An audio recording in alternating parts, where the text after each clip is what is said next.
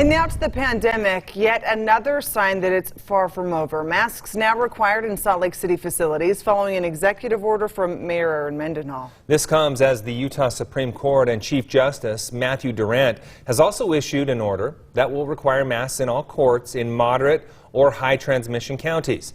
That order takes effect on Friday. ABC4's Jillian Smuckler joining us now live from Salt Lake City. And Jillian, both mandates are in response to the CDC's decision to reverse course on some mask guidelines. Yeah, Glenn, Emily, that's exactly right. So just yesterday, the CDC recommended that everyone, vaccinated or not, wear a mask when they're indoors. Now, keep in mind, this only applies to parts of the country where the coronavirus is surging. But unfortunately, that includes us right here in Utah. And according to the latest guidance, you're encouraged to wear one of these in all but 5 counties in the state. And I'm told the Delta variant is to blame.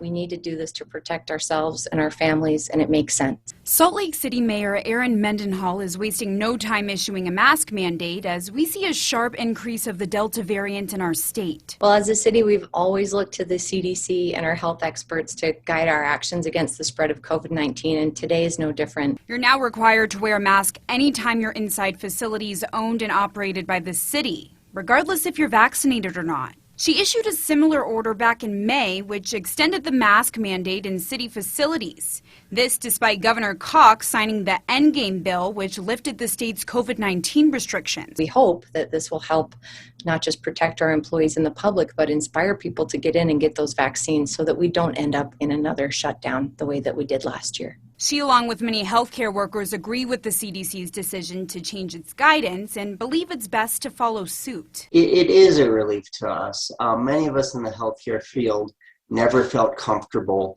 going into crowded spaces without wearing a mask. Even with vaccination, that decreases your risk of getting the infection by at least 7-fold.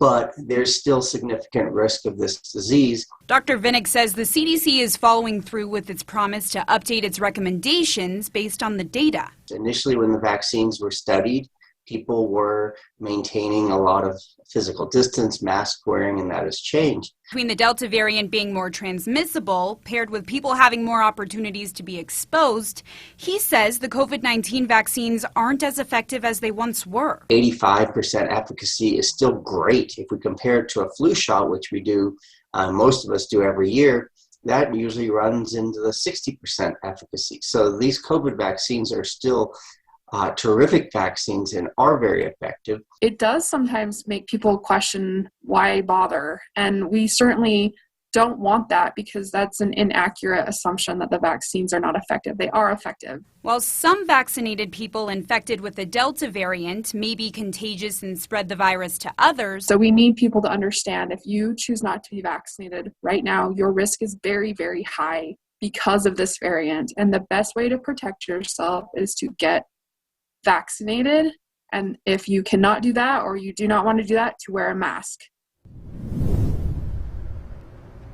So the big question tonight is just how willing will Utahns be to wear a mask again?